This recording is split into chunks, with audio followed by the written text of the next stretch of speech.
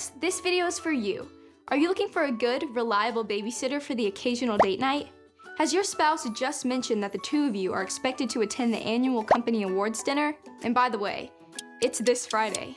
There's no reason to panic. At some point, every parent needs a babysitter.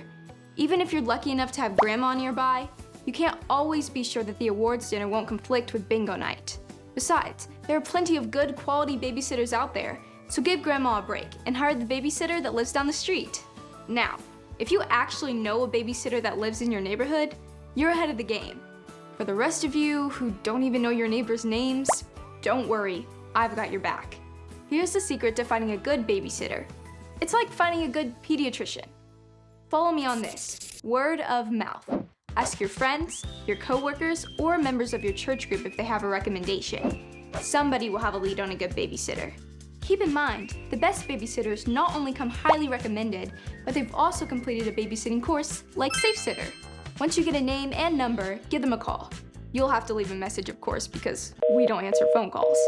But go ahead and leave your name and cell phone number along with the following information. That you're looking for a babysitter, tell them who recommended them so that you don't sound like a creepy stalker. Tell them how many kids they be watching and the ages of the kids. And this is the most important part. They can text you in response, or just skip the message and text them this info in the first place. If they're interested in babysitting for you, they'll text you back. At that point, you, at minimum, need to ask these two questions. 1, how much do you charge? Don't accept whatever you want as a response. It's hard to talk about money, but it's absolutely necessary to prevent a misunderstanding. If the babysitter insists that anything will be fine, then offer minimum wage. 2, are you available at that date and time? If you don't know them personally, then you still need to meet them face to face. It's a good idea to ask them to stop by in advance so that you can meet them, talk to them, and introduce them to your children. If they aren't acquainted with your family from school, church, or the neighborhood, then please don't skip this step.